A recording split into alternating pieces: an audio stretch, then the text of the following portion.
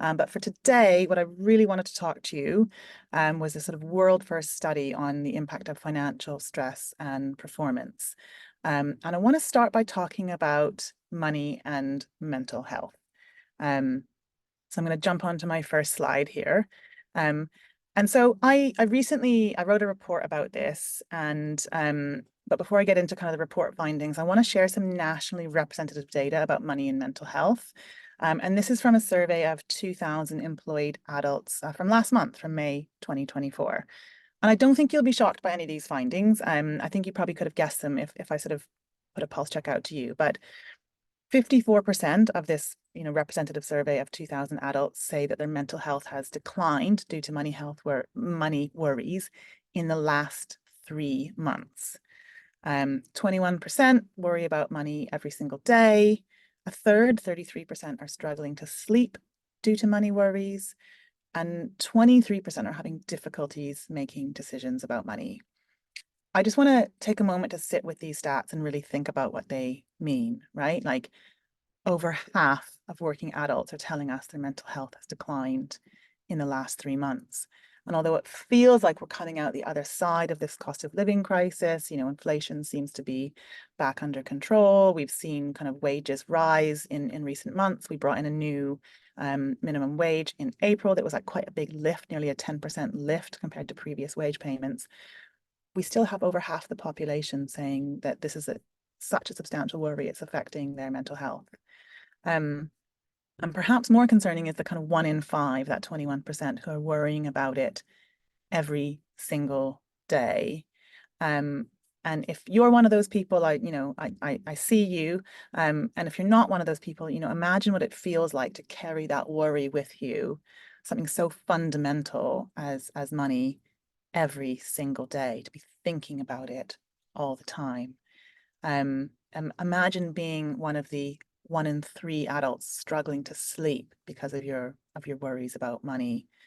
And then you get 1 in 5 who have difficulties making decisions about money because they're worried about money.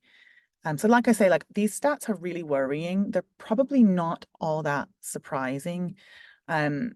The link between money and mental health is really strong and really well established, and actually so well established, so much so that Martin Lewis, he of money saving expert fame, set up a think tank called the Money and Mental Health Policy Institute to create awareness and drive policy change, but how much they interact with each other.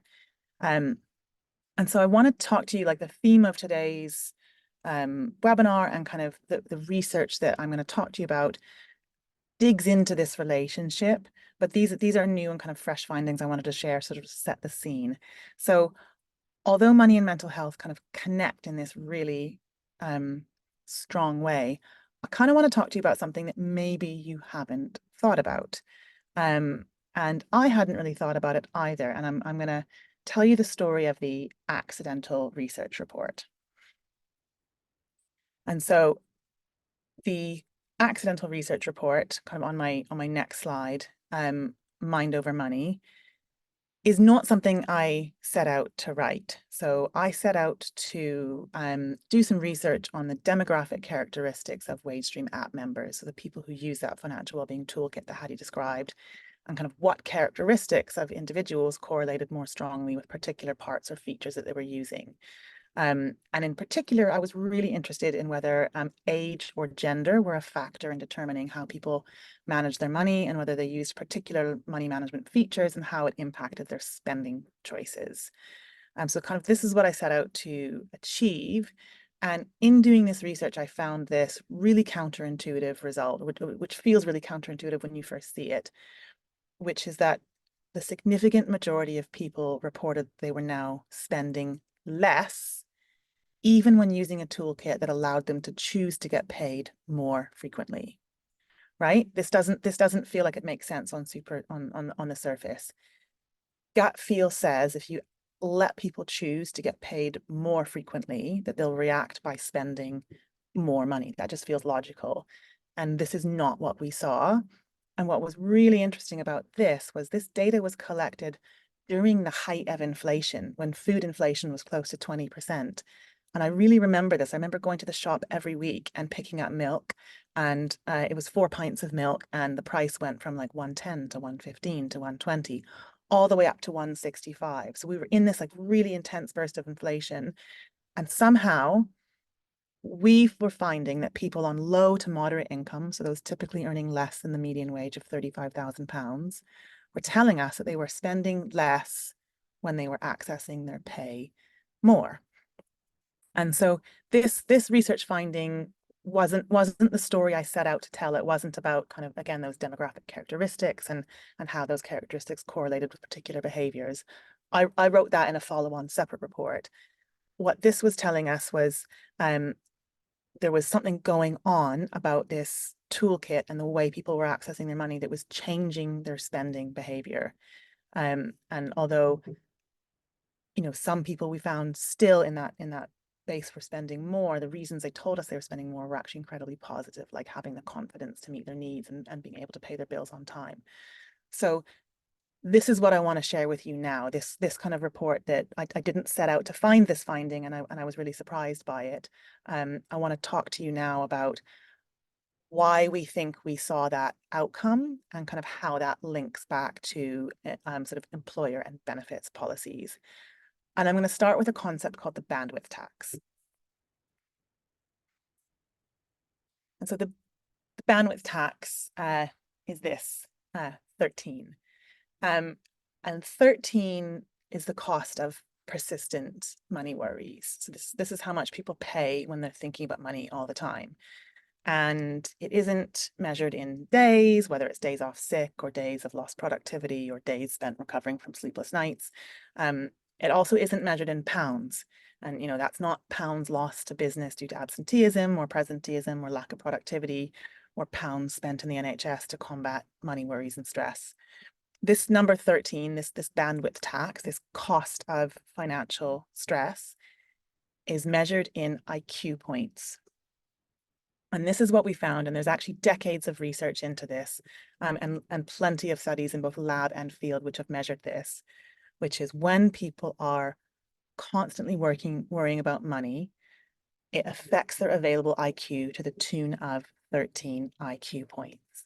And it's a bandwidth tax because you're giving over this sort of unconscious control to thinking about something that's sort of affecting your daily life. And again, I want to pause and take us back to those early findings that I shared at the top of this webinar, which is, a fifth of people are worrying about money every single day in a nationally representative study.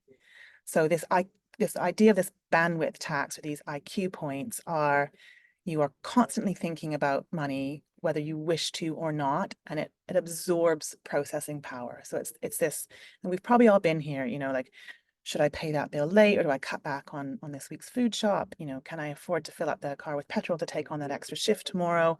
Summer holidays are coming up. What am I going to do with the kids? Do I take some time off work? Do I put them in camps and pay for that? How am I going to juggle all of these things? Should I book that holiday now when it's on sale, or should I keep the cash back for something else? And it's this sort of constant unconscious fixation soaks up available IQ and leaves people short of cognitive capacity. And 13 IQ points is really, really meaningful. It can take somebody from average intelligence down to a category called borderline deficient, or if you flip it, from average up to superior intelligence. But it doesn't only cost you IQ points, this bandwidth tax, it also affects your executive control. And so what I mean by that is your decision making and your impulsivity. So when you are sort of paying this bandwidth tax, this unconscious fixation with something that is scarce or that you're worrying about, it means you're more likely to make a rash decision. You're more likely to buy something you can't afford, or maybe get a really expensive short-term loan to deal with a shortfall, or you're more likely to lose your temper and shout at your kids or a customer or a colleague, or you're more likely to make an unhealthy choice kind of at break time and like grab a brownie rather than an apple, even if you've been working really hard on your health. And this IQ point tax, this bandwidth tax, is more substantial than losing a full night's sleep.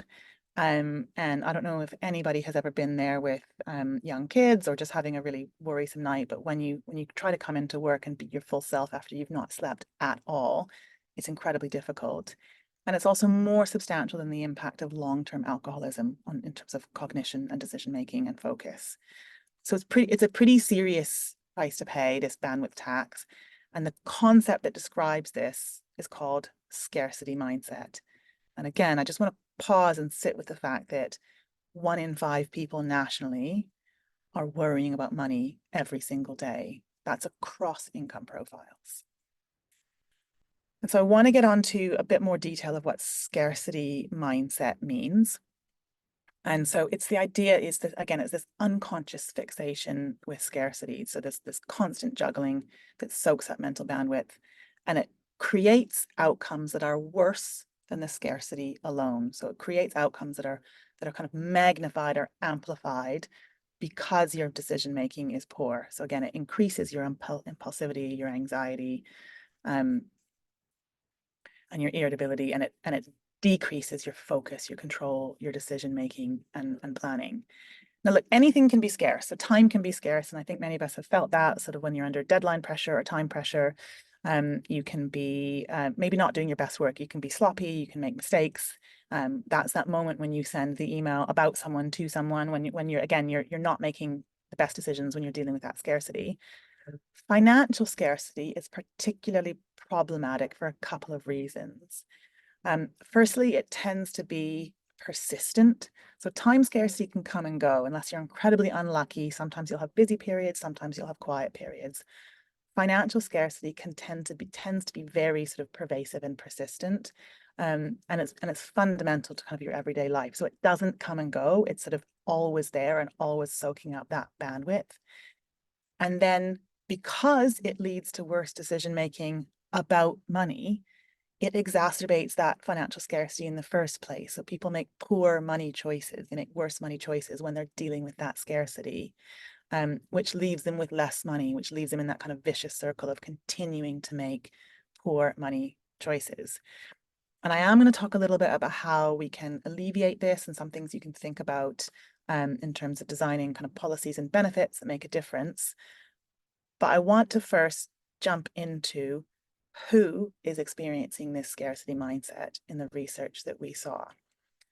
And so who's paying the price?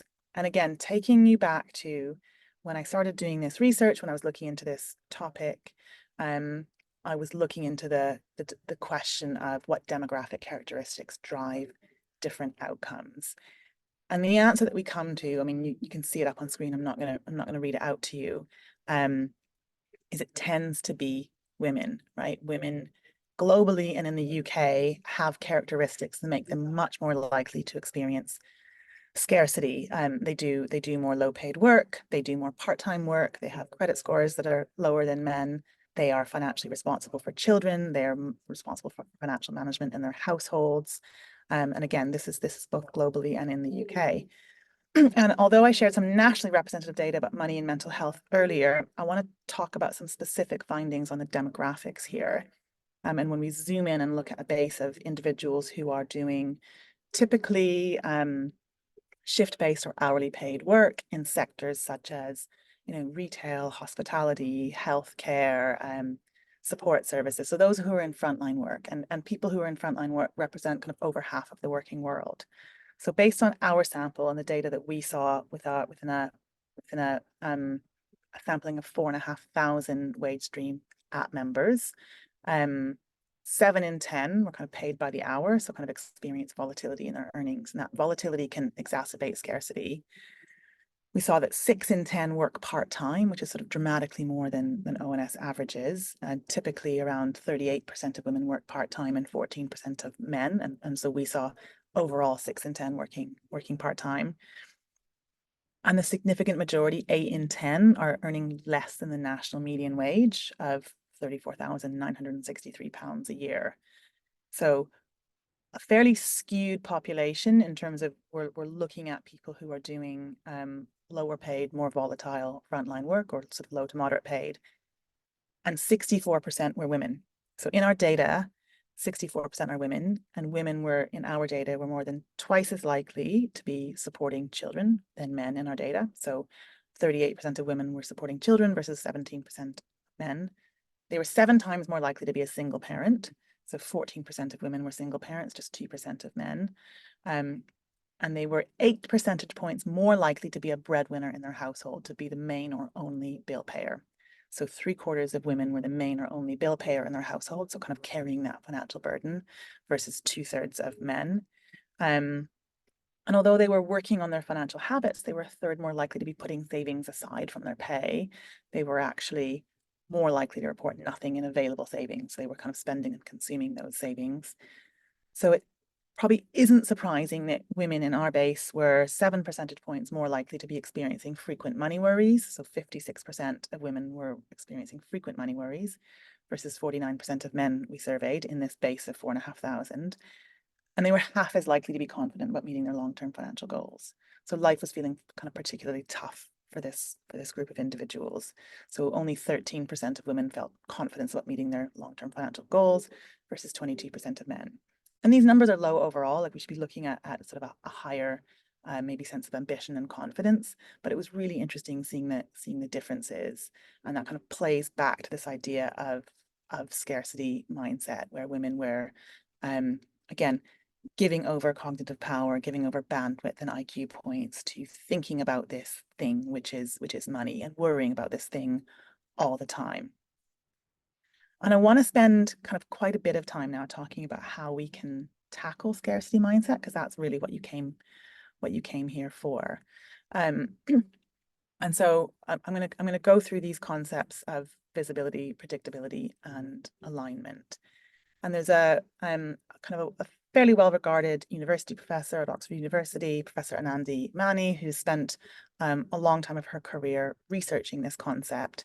And I just want to read out kind of a quote from her in terms of how they're exacerbated and how we might solve them. So she says, scarcity mindsets are exacerbated by the juggling and firefighting pressures that are inherent to scarcity contexts. It's not simply the outcome of scarce resources, but a function of the challenges and urgencies involved in managing everyday needs with limited resources. And she goes on to say, small factors, such as synchronicity between income and spending, predictability, default payments, rainy day funds, and so forth, can greatly reduce the persistent demands of managing life under scarcity. Well-timed income and expenses, especially when resources are scarce and there's little slack, demand less attention and effort than when income and expenses are misaligned.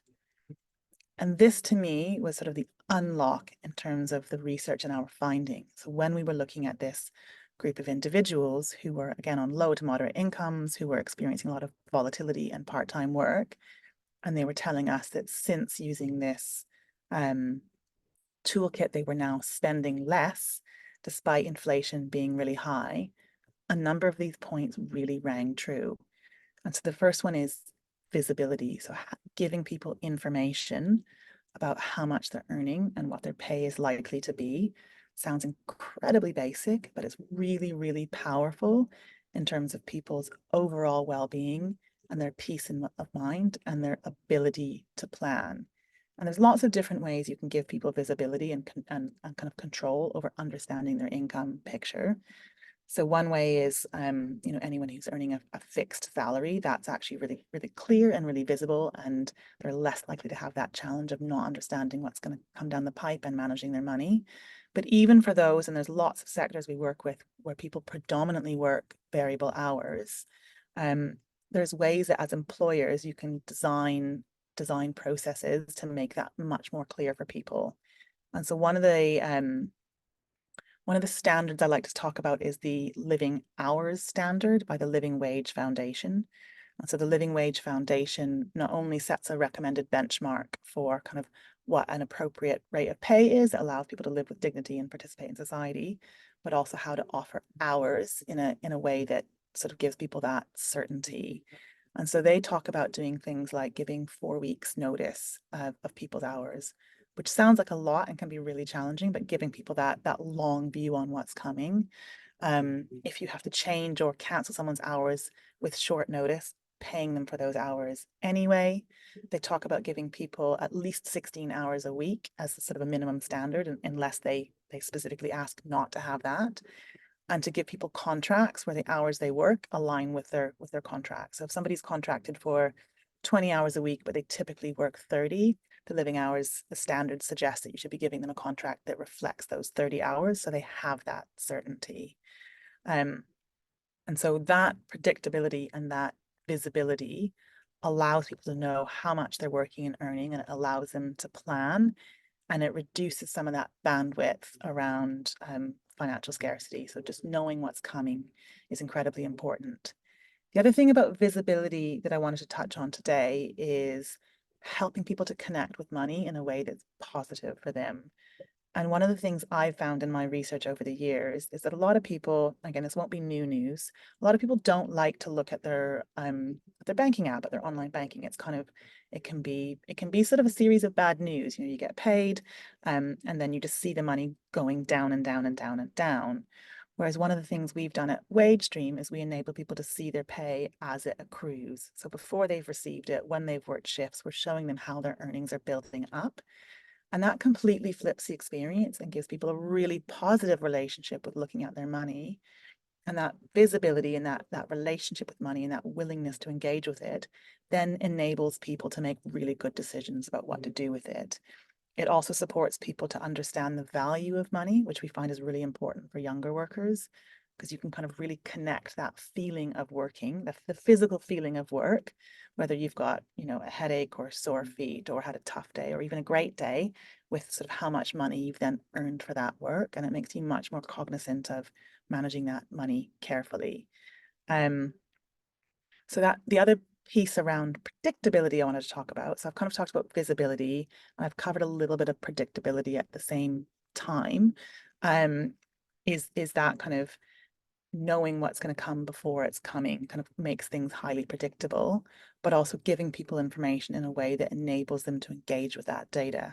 So one thing that we like to do is we show people information about their earnings and their spending in a graphical format, because some people aren't very numerate and they don't want to look at tables of numbers, but looking at a graph on a line and seeing how that compares to the previous pay period enables them to kind of connect with that feeling of what did my money feel like last pay period, and what do I think it's going to feel like now based on how those two lines look together.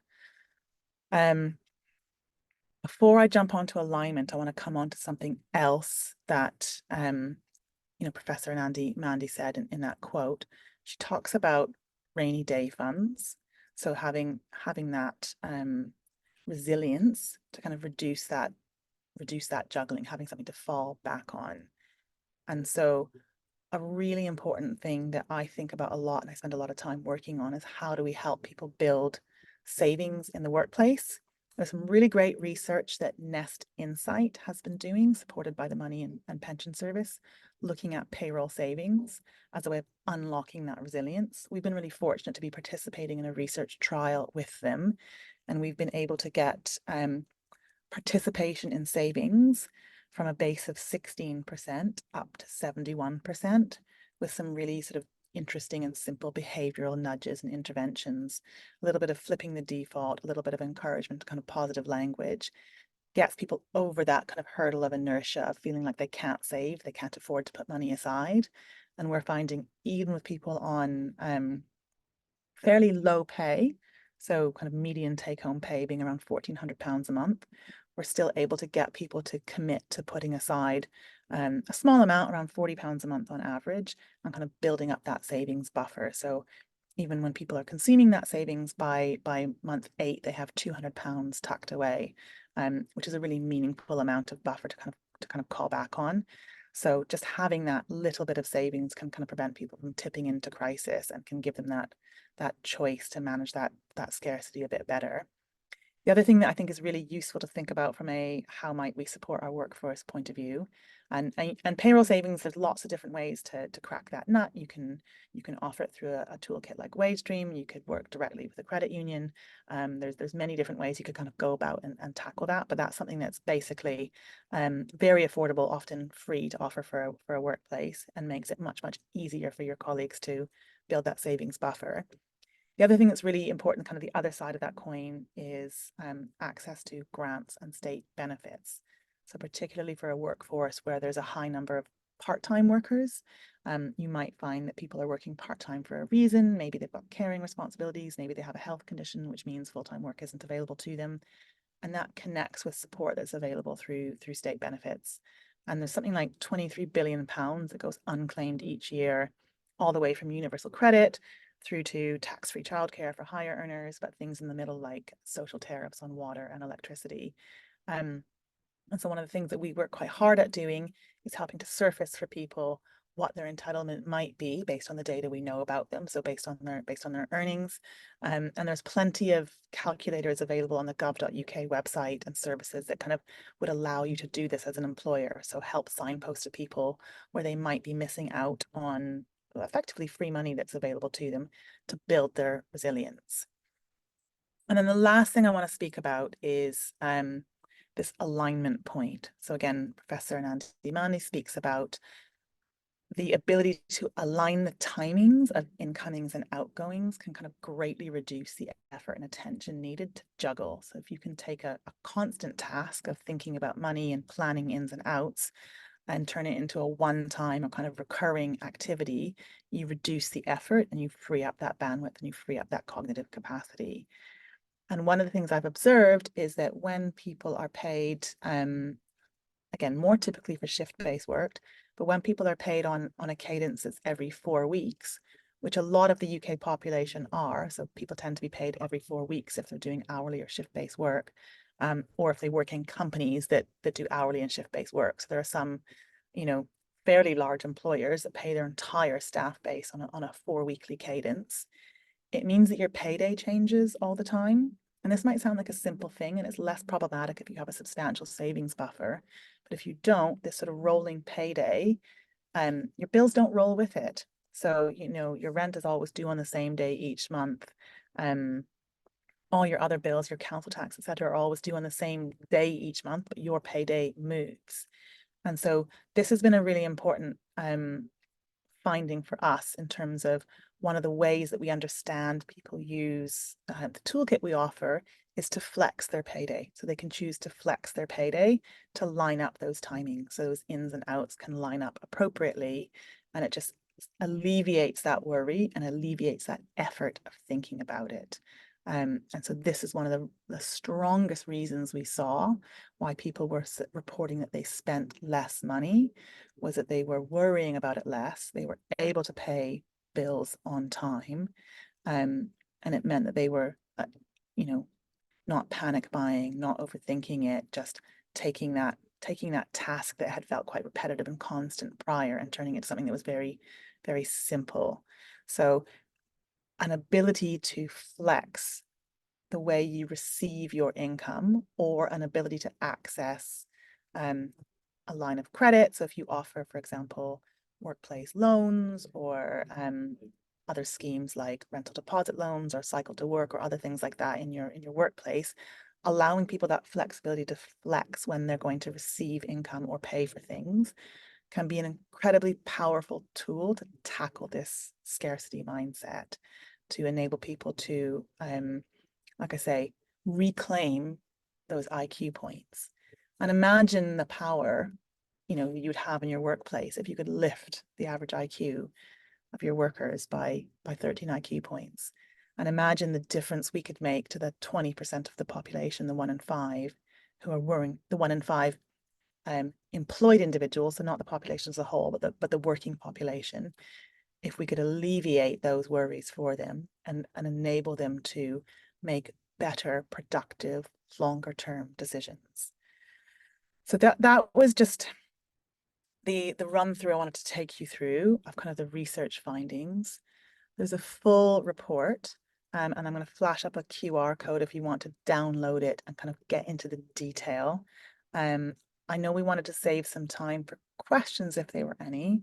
So Hattie, I'm going to pause there and see if anyone's had time to catch their breath and ask a question. Amazing. Thank you, Emily. I personally found that really, really interesting. I hope all of you on the call did too.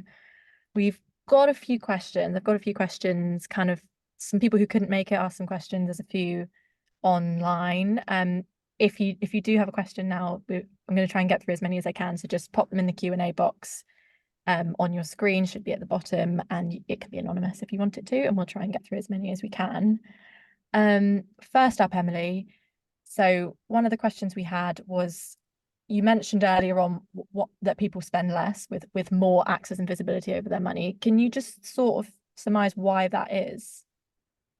Yeah, and I didn't give you the data. So what we found was overall about 30% of people didn't change their spending behavior at all. So if we kind of take out those 30% of the remaining 70%, 78% spent less money. So they were saying we spent less money overall.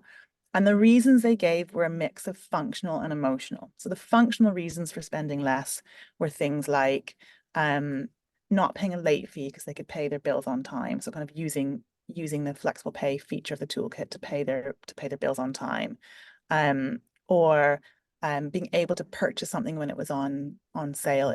For example, a holiday being on sale for £200 off and being able to purchase it. And I think I need to zoom back out one more time, Hattie, and say, in the base that we serve, a fairly high proportion of people are what I would describe as financially excluded. So they don't have access to the payment tools that maybe you and I take for granted. So they might not have a credit card or an overdraft or a way to do these things. So having a tool to enable them to use their money meant they could take advantage of that sale, or even just bulk buying things, like when you're going food shopping and there's a deal, being able to bulk buy things. Was like a functional way of savings money. So kind of, again, not paying fees or fines, not paying interest if they did have those products, but also just money saving opportunities as and when they arose. That was sort of the functional side. The emotional side sort of links much more strongly to the research finding, which was people saying, I'm much more aware of how much I'm earning now. So I can see it.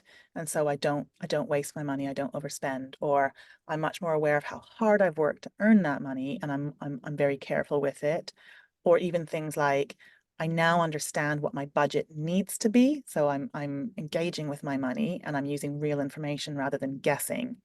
And there's a really interesting behavioral bias at play here, which is most of us are optimists. So we have this optimism bias. And if we usually earn £1,000, but sometimes earn 1,500, we kind of budget for the 1,500. It's not a helpful bias. It's sort of a shortcut that we use. And so showing people reality versus maybe what they had been hypothesizing with that kind of optimism bias going on was helping people. The other thing that we saw come through was people saying, I'm not panicking anymore. Like, I know that I can access this when I need to. Therefore, I'm thinking clearly and I'm making better choices. They were kind of really telling us clearly in their own words why they were spending less. And although I did this as sort of a one-time piece of research, I collect ongoing data. And I see this come through on a daily basis from people saying, I'm much more aware of my spending. I'm much more aware of my earning. I feel much more in control. I feel calmer about it. So it's really two sides to why people are spending less. Like I said, there's like a really functional side, and there's also an emotional side of this sort of connection with money, awareness with money, and confidence to make good choices without this kind of like, oh, I've got so many things buzzing in my head and I'm just gonna like, okay, fine, I'll just buy that, I'll buy that now and I'll deal with it later. That kind of mentality that scarcity mindset can create for people. Amazing. Thanks, Emily. Time for just sort of two or three more, I think. You mentioned the bandwidth tax and kind of the impact that has on the individual in kind of physical sense, mental sense, all of those kinds of aspects of well-being. Does that have a knock-on effect on organizations, do you think? Yeah, I mean, absolutely it does. So imagine if somebody is, so I describe this kind of in a personal financial way, which is I've got this bandwidth tax, I've given over cognitive power to worrying about this problem, even though I don't want to, and therefore I'm making worse decisions for myself. That has a knock-on effect throughout. And so, you've got someone in your organization who is less focused and who is more stressed. They're much more likely to be losing out on sleep. Their impulse control is worse. So they are again, imagine if they're in a customer facing role or in a healthcare setting, think about patient outcomes in a healthcare setting. They're more likely to be making sort of snap judgments and poor choices and being really impulsive. Research also shows that people's health behaviors are worse. So people are less likely to follow health and safety guidance. They're less likely to look after themselves and do the things they need to do to be kind of like healthy and resilient individuals. So they're less likely to sleep well, to eat well, to kind of, cut down or have moderate consumption of alcohol. And then again, imagine the mistakes people are making when they're distracted. So I don't know, imagine like mistakes at the till or missing data in a report or um, forgetting a process, forgetting to check something. So you can see how that's going to have a knock-on impact on businesses. And when people are distracted and stressed, they also end up getting sick and needing time off work. So that creates an absenteeism problem.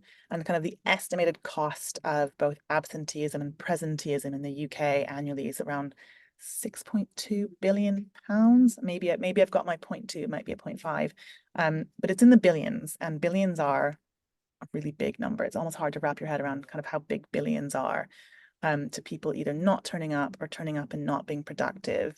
And in fact, in one study, it suggests that people lost 11 hours of productive time a week when they are distracted with money.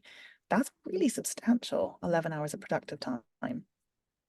Yeah. Wow. Amazing. Thank you. Two more for you.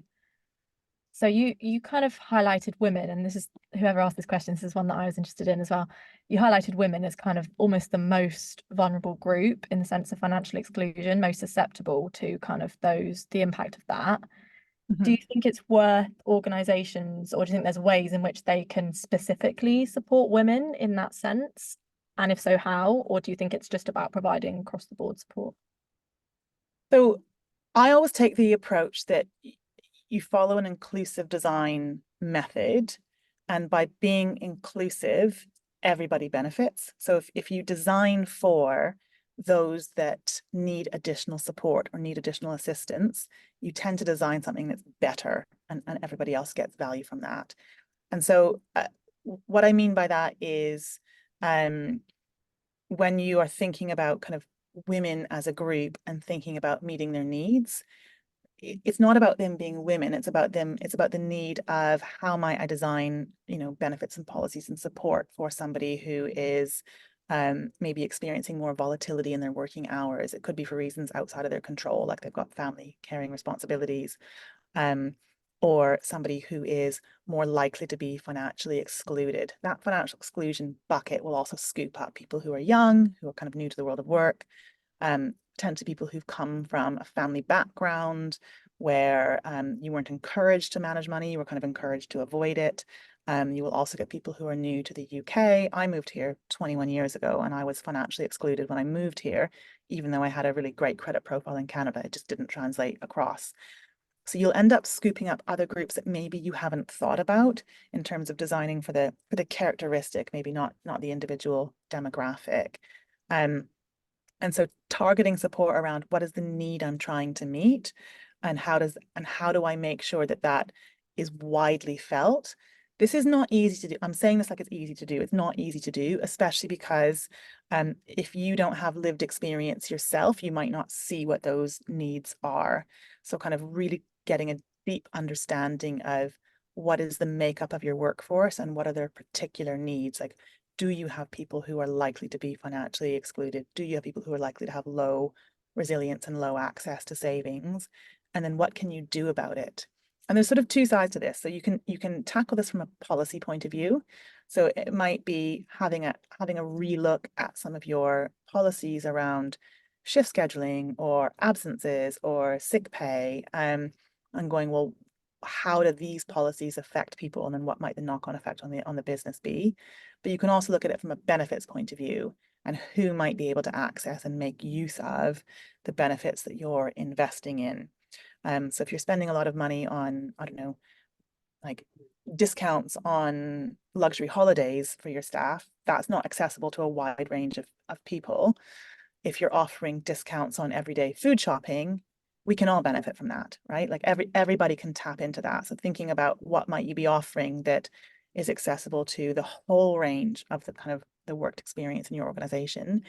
And it may also be that you choose to prioritize some groups or some experiences over others, which is we're going to invest in particular tooling or particular benefits that support people who are on the lower end of the pay spectrum, because we want to invest in that and we think that's more important. And we're going to worry less about people on, we'll offer different things to people on different profiles. So you can be quite deliberate about how you think about that. I think one of the nice sort of knock-on effects is when you design in an inclusive way to kind of meet the needs of people who maybe aren't always included, you tend to build something that's better for everybody. Amazing. And one more to end on. We've got about a minute left. We've got loads of employers on today, loads of people working in HR, I'm sure, who represent loads of colleagues. If there was one thing they could do tomorrow that kind of starts them on this journey, what would it be? Oh, I mean, read the report. Okay, okay. I think the one thing to do would be to have a look at who is in your workforce and think about what their needs are. If you could just start thinking about who do we employ and what kind of needs might they have, that's a really great starting point. Just kind of opening up and being willing to kind of have that information come into you.